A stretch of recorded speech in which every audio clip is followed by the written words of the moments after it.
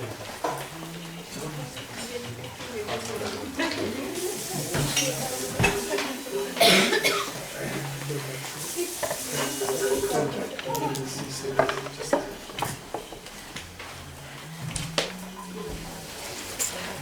बैठो ना प्रभु जी, आगे बैठो, आगे बैठो। खाने कैसे होता है पूरा? थोड़ी देर नीचे क्या हरे Krishna.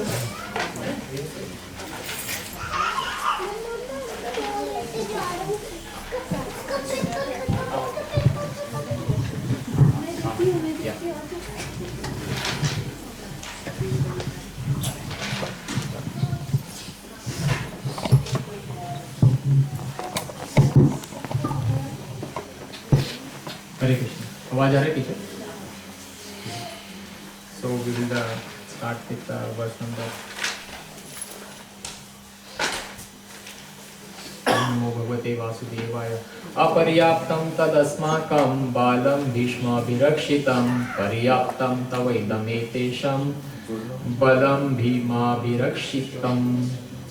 So Srila Prabhupada translates, our strength is immeasurable and we are perfectly protected by grandfather Bhishma, whereas the strength of the Pandavas carefully protected by Bhima is limited. So we are reading from Bhagavad Gita chapter 1 verse number 10. Okay.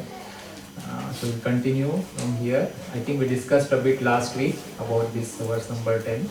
So Duryodhan now, he has approached his guru Dronacharya, and he has appraised him of the armies from the Pandava side. Now he is discussing about the armies from the Kaurava side. Okay. And now and then he is also discussing that he's come to a point wherein he wants to enthuse confidence, and now he is in a comparison phase. Okay. So he is comparing aparyaptam, he is saying aparyaptam tadasmakam. Okay. So we will move on to the next one. So Duryodhana is now making an analysis of the strength of his army. And he is saying our strength is unlimited. अपर्याप्तम मतलब क्या है? Unlimited. Duryodhan किसको बोल रहे हैं? या द्रोणाचार्य को बोल रहे हैं. Generally he is speaking. Yeah. So unlimited. And why? On whose strength it is unlimited? Bhishma Pitamah के जोर पे बोल रहे हैं कि Bhishma is there. Actually there are 4 Maharathis there. Bhishma है, द्रोणाचार्य है, कृपाचार्य है, कर्ण भी है. 4 महारथी लोग हैं, बड़े बड़े लोग हैं उसके साइड में. तो बहुत कॉन्फिडेंस में कि कुछ नहीं, कौन मारेगा हमको ऐसा. Then moreover he is like Bhishma पिता को इच्छा मरण का वो है. तो somebody who has a desire to control his death and he is on your side, then what else do you want? Sometimes in the cricket match we say na कि सचिन तेंदुलकर है, जीत जाएंगे. But here he has 4 Maharathis, so he is very very confident that I will easily win. So last week we discussed the power of Bhishma Dev and how he took the vow of celibacy and things like that. And so due to that, Duryodhana is thinking that due to Bhishma and Drona, the strength of my army is unlimited. And then he is comparing. Comparing में क्या करता है last में? He says, where is he? He takes Bhima's name in the last time, Balam Bhima Bhirakshikam. But he is saying we have Bhishma Dev, we have Dronacharya, we have Kripacharya, we have Karna, but on that other side only Bhima hai. So क्या है Bhima? So that is it. So that is how he is putting it this way. So Bhima. Alright. So later on, Srila Prabhupada describes that who is this Maharaj Parikshit. Maharaj Parikshit. So who is Maharaj Parikshit? He is the son of Uttara and Abhimanyu. And Abhimanyu is the son of Arjun. So Arjun is the grandfather of Maharaj Parikshit. So Maharaj Parikshit later on he describes, after all the battle is over and then so he is describing it. Saying, my grandfathers were like small fish. So there is a analogy, comparison given. There is a fish called Timingala fish. Timingala fish is the largest of the fish. बहुत बड़ा मछली है. For example, there are small fishes, and a whale, we know whale is huge, right? So whale will eat many small fishes.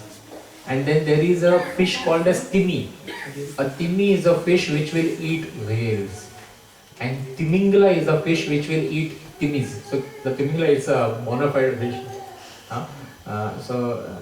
It's mentioned, timingla is a huge fish. It is still there in the oceans. Our scientists may not be able to figure out, but the timingla fish is still there. So Maharaj Parikshit later on, he describes that my grandfathers were like small fish. And who is the timingla here? Bhishma, Kripa, Dronacharya, कर्ण, ये सब तिमिंगला बहुत बड़े मछली की तरह है. My grandfather Arjun है, युधिष्ठिर है, ये लोग सब Nakul, Sahdev, Bhima. These were like small fish. And what is the ocean? The Kurukshetra war is the Kurukshetra zone is the ocean. So he's saying my grandfather were like small fish, but they still won the battle. Why? Krishna. Yes, because Krishna was there on their side. So this is the thing that Duryodhana is missing in his analysis. He is doing an analysis कि हमारे पास ये है, वो है, सब कुछ है, हम जीत जाएंगे. But he is underestimating. He has completely missed out on thinking about Krishna, Lord Krishna. And similarly, this Duryodhana type mentality is in all of us. And there are so many Duryodhans now in this particular world. We want to tackle every problem based on our strength. मेरा intelligence, मेरी शक्ति, मेरा पैसा, मेरे contacts, मैं करूंगा. अपने बलबूते पे मैंने मेरा घर खड़ा किया है. ऐसा एक अर्थक्वेक आएगा, सब साफ. What happened in that Wayanad, Kerala? Everything साफ. So we don't want to have that Duryodhan mentality. The thing that we can, the takeaway point for all of us from this 1.10 is Duryodhan mentality is going to be destructive. If we don't involve Krishna in our life, then Srila Prabhupada gives a perfect analogy. He explains that my wealth, my intelligence, my contacts, my beauty, my strength, these are all zeros. My wealth 1 0, my intelligence another 0, my contacts another 0, my beauty another 0, my wealth, जो भी है, many zeros.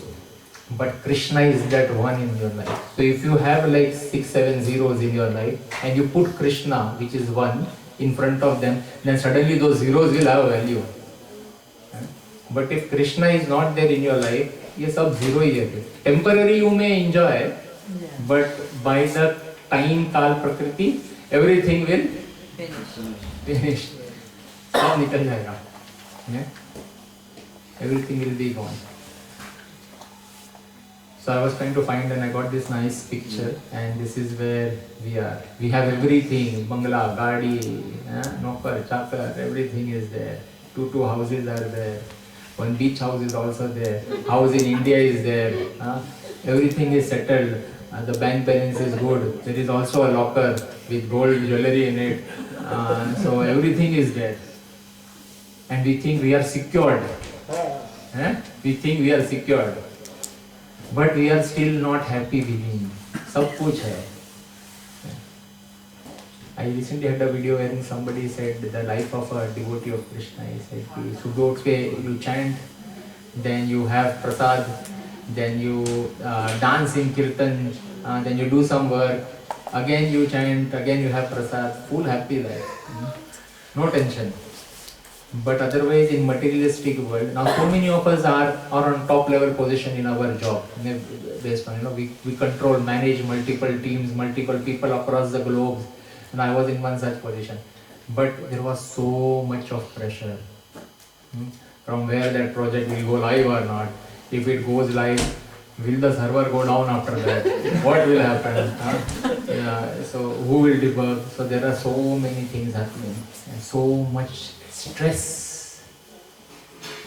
And we try to find happiness between those things. So that is why we are all here.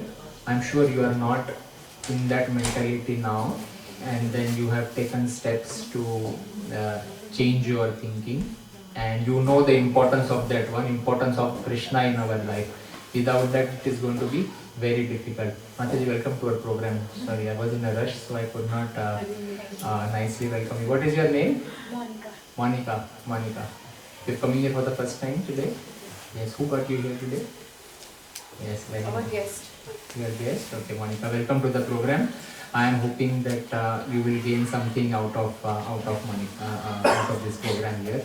So all these people are here since more than a year and a half, and so the train is already moving at a fast pace, and you have to run along with us. Okay, to keep pace. All right. Very good. Okay. So many people don't recognize Krishna in their life. कौन है कृष्णा? तो ऐसे ही आया था, जादूगर था. This is what Duryodhana was thinking. कि मायावी है, जादूगर है, कुछ भी करेगा. But that's it. He just thought Krishna as a जादूगर. And this is what many of us also think that way. Many of the people in this world. And later on, Krishna in chapter 9, he will describe. Chapter 9 is the most confidential knowledge. So Krishna there he will describe in text number 11. He says, "Avajanti ma mudha manushim tanum ashritam param bhavam ajananto mam bhuta maheshwaram." Srila Prabhupada translates that line. Fools deride me when I descend in the human form. Krishna tells, मैं जब भी आता हूँ इधर तो ऐसे बुद्धू लोग होते हैं जो मुझे साधारण आदमी समझते हैं. Fools deride me when I descend in the human form. They don't know of my transcendental nature and my supreme dominion over all that being. So Krishna tells Arjuna, many people don't understand that I am the supreme Lord. They consider me as sometimes in discussion, sometimes when we go to programs, then one of the Mataji whom have read little bit of Bhagavad Gita, she will say, बहुत बुरा हुआ कृष्ण के साथ. बोला क्या हुआ बुरा? उसको श्राप दिया. अच्छा.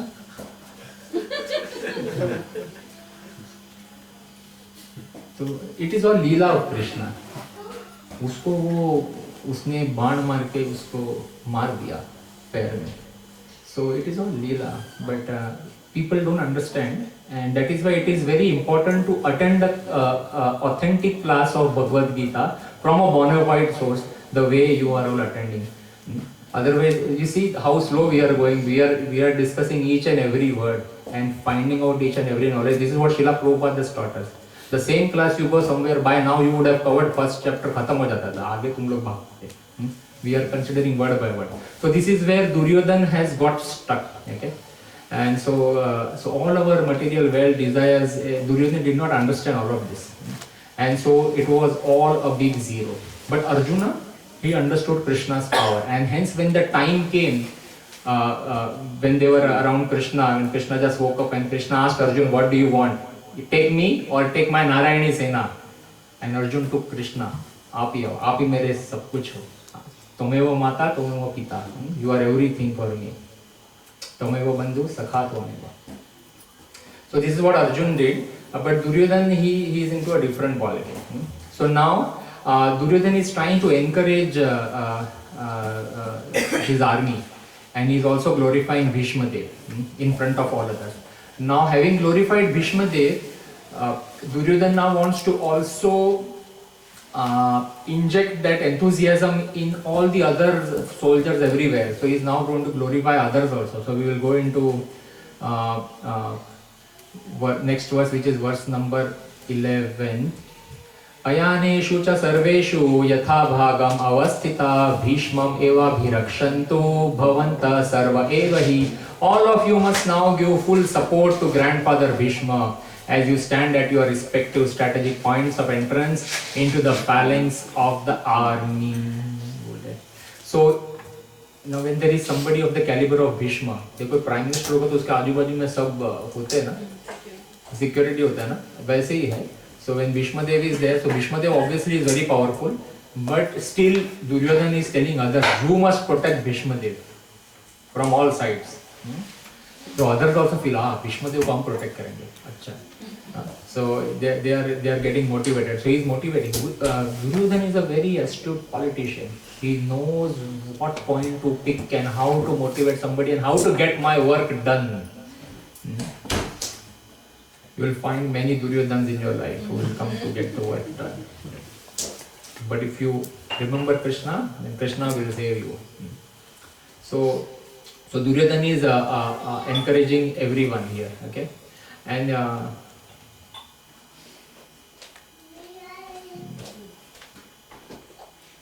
alright, we'll move on. There's nothing much to discuss here. 1.12 Tasya sanjanayam harsham kuru vridha pitamaha simhanadan vinadyochai shankham dadamau pratipavan. Then Bhishma, the great valiant grandsire of the Kuru dynasty, the grandfather of the fighters, blew his conch shell very loudly, making a sound like the roar of a lion, giving Duryodhan joy. Srila Prabhupada translate. Now when Duryodhan glorified Bhishma, Bhishma Dev did not respond to him by talking. He just took out his conch shell and he just blew the conch shell very loudly. To just make Duryodhan happy and to enthuse the entire army. So during those times, the conch shell was the most important tool to announce something, to announce the start or to announce the end. And if we follow that too, even during Aarti, we blow the conch shell saying Lord Krishna is arriving. Abhi pat khul rahe hai, khade reh jao. Many times when we blow the conch shell and when we open the door, many people are sitting inside. ऐसे ही बैठे रहते हैं. Then sometimes inside we have to tell, अभी भगवान आ गए हैं, अभी खड़ा हो थोड़ा उधर थोड़ा time पे. But people right now they don't have the idea that they should stand in front of the Lord. So conch shell is blown before the Aarti, after the Aarti. So here conch shells were blown to indicate the start of the war. And in a different way. So in this case, the conch shell was blown by Bhishma Dev to give joy to Duryodhana in one way. That okay, I understand what you mean, and let me tell you that I am prepared for this war. I am not prepared for the outcome. I don't know what the outcome will be, but मैं मेरी तरफ से पूरा कोशिश करूँगा. ऐसे. So this is what is happening. So it is said here. किधर गया? Simhanadan, like third line. Simhanadan Vinaduchai. He blew the conch shell very loudly, like a lion he roared. So Bhishma wanted to cheer Duryodhana. Srila Prabhupada explains he wanted to cheer Duryodhana because Duryodhana was actually very nervous. When he looked on the other side and the way the Pandava army, the phalanx was arranged, military formation, ऐसा arrangement जबरदस्त किया था उसका. तो Duryodhana was bit concerned कि first of all, Pandavas did not have anything, okay, as such. They did not have a kingdom, they did not have wealth, they did not have a praja to rule. And still they are now standing in front with all this army, with all the Astra Shastra, all the wealth. So how did all this happen? So Duryodhana is kind of is concerned about this, and Bhishma wants to give him confidence that even though they have everything, but I am still on your side. I am affectionate to the Pandavas, but I am still going to fight on your side. I will be ready to give my life to you.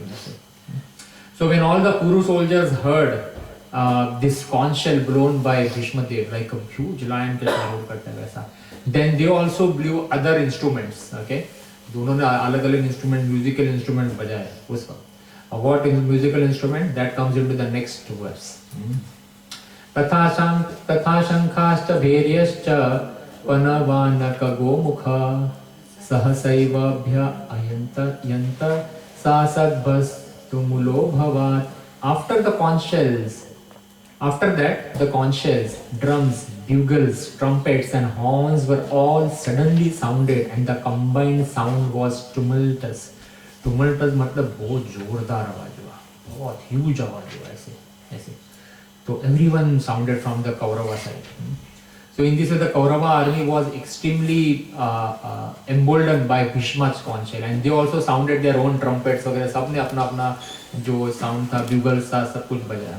Now you have to imagine you are just watching on the Kurukshetra battlefield. You are like a third umpire, you are sitting side में. and then two armies are there standing face to face with each other. Army Pandavas on this side, Kauravas on this side, and Kaurava side में आगे भीष्म, द्रोणा, कृपा, वो सब लोग हैं. And then on the Kaurava, on the Pandava side, Arjun is there with Krishna on the Rath, and Bhima, Yudhishthir, everyone is there on the Rath. This way.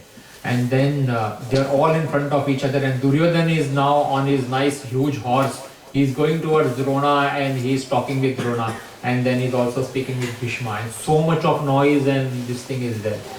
So all of this is there on the battlefield, and all of this is being described by Sanjay to Dhritarashtra, who are hundreds of kilometers away in the palace of Hastinapur, hundreds of kilometers away from Kurukshetra. So Sanjay is describing all of this. All right. So let's move now and see what Sanjay tells to Dhritarashtra next. We are in verse number 14, chapter 1, 1.14. तथा श्वेतैर्हयार्युक्ते महती शान्ते स्थितौ Madhava पाण्डवाश्चैव दिव्यौ शङ्खौ प्रदाम्धमतुः. On the other side, both Lord Krishna and Arjun, stationed on a great chariot drawn by white horses, sounded their transcendental conch shell. So the way Kaurava sounded their conch shell, then obviously the other party also sounded. So this is what now Sanjay is describing to Dhritarashtra. On the other side, both Lord Krishna and Arjun, stationed on a great chariot drawn by white horses, sounded their transcendental conch shell. Now look at Srila Prabhupada's Srila Prabhupada translates, and moreover even in this Sanskrit verse, when Sanjay also translates and he sees what is happening, when he translates, he translates the word called क्या है transcendental का Divya, last line में ना बोलते दिव्य शंख, transcendental conch. Bhishma का कंच दिव्य नहीं बोला था, भीष्म कंच से बोला भीष्म ने अपना कंच बजाया, बट इधर ने बोल रहे कि दिव्य शंख बजाया, क्योंकि भगवान कृष्ण है, अर्जुन है, दिव्य शंखाओ बोला है, तो दिव्य शंख. So Srila Prabhupada also describes correctly in his translation that Divya is transcendental. So transcendental conch shell. Conch shell कैसा आया? That we will just discuss. But before that we will discuss this. वो बोला है ना ये great chariot drawn by white horses. Where is that in the Sanskrit? Which line? श्वेतैर. हाँ, श्वेतैर. महती शायद. तो ऊपर वाला first line में है श्वेतैर white and horses मतलब हयायर. So Hayayir, the third word here, that means horses. Okay, so there is an interesting description of the chariot of Arjun. Okay, so it was, as it is said here, there is a wonderful. It was drawn by 4 wonderful horses. I say. So now this chariot, there is a chariot story which appears in the Mahabharata. If you were to read the full Mahabharata, तो chariot कैसा है उसका भी story है. So before the Mahabharata took place, Dhritarashtra had divided the kingdom 50-50. So Kauravas ruled Hastinapur and Indraprastha वाला area है ना, वो Pandavas को दिया. So Pandavas were ruling there, and Indraprastha was a barren land, but then somehow Pandavas, ensured that they made into a very wonderful and beautiful palace, and they made it completely habitable for everyone. And then they also, in that place, they also had a like a camping site and things like that. They created lots many things. So once Lord Krishna was visiting Indraprastha from Dwarka, Krishna अपने अर्जुन और इनको मिलने द्वारका में अपना इंद्रप्रस्थ में चले गए.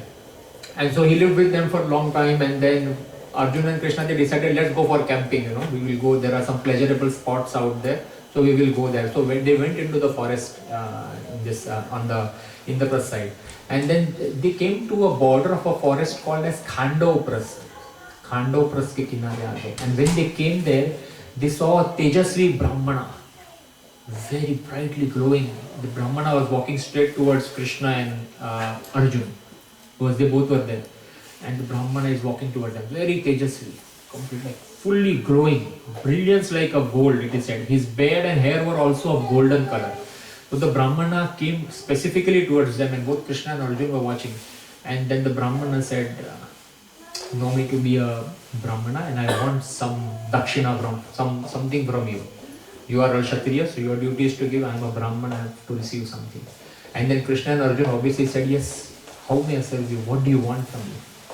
We will give you everything that you want. Let us know. Then the Brahmana said like, look, I need food. And Krishna said, no problem. Arjun said, no problem. No? Food, jo paangi mein milega. But he said, look, I'm not an ordinary Brahmana. My food is also different. I am actually Agni Dev. He came in a disguise of a Brahmana. So he said, I am Agni Dev. And my food is this Khando forest. I want to burn this. I want to eat of this Khando forest. How will Agni Dev eat something? By burning. Na? So then Krishna and Arjuna are asking, but why only this forest? And then Agni Dev says, look, there is a story behind it. So now I'm telling a story, my story. So Agni Dev says there is a story behind it. And then he says that once there was a king Shvetaki. There was a Raja called Shvetaki, King Shvetaki. And he was performing a yajna. And then in that yajna, yajna mein ghee dalte ahuti mein. So he poured a lot of ghee in that yajna, extra ghee he poured. And so everything that is put in the yajna, I have to take it. So because I took that extra ghee, so mera pet gadbad ho gaya. There is a problem with my tummy. And the only solution, and I'm feeling very uncomfortable. And the solution for this is there are these medicinal herbs in this Khando forest. So I want to divorce. So I have consulted with Brahmaji, and then he said, you take medicinal herbs from here, and then you will feel all right. So then Krishna and Arjuna are asking, what is the problem? Then you take it. And then he said, no, there is within this forest, there is a Takshak Nag who is living with this family. So this Takshak Nag is a friend of Indradev. Okay, you are all with me? Yeah. Takshak Nag is a friend of Indradev. Every time I lit a fire to engulf this forest, Indradev sends his torrents of rain, he sends his badals, and they all put water, and then my fire goes out. Instantly this happens, so I am unable to do this. So I have gone to Brahma, and then Brahma has asked me that I come and meet you both, because you both are Nara and Brahma said. And he also said that you will surely be able to help him. And Brahma also said that there are many living entities in this forest, but because of their karma, they all need to die now. Sometimes we hear, right, that some wild forest fire happened, so many animals and things died. See, that karmic cycle happens. So the Lord gets everybody together in that space, forest, or udhar hi aag lagta hai, or udhar sab mar jate. So this is what Brahma also said, that it is authorized, the instruction is authorized that all of these living entities in that, including that Nag, everyone has to die. So you go ahead and you tell this to Krishna and Arjuna that I have authorized. So then Arjuna and Krishna says, no problem, that's all right. It is authorized by Brahma, very well, we will do it. But look, we just came here for our pleasure trip. I don't have my Dhanusha Ban and I have those Divyastras, but mere paas rath nahi hai. I don't have the chariot. I don't have all these things here. So can you make an arrangement? So then Agni Dev, he petitions, he calls Varun Dev. Who is Varun Dev? Varun Dev is the lord of the Samudra, ocean.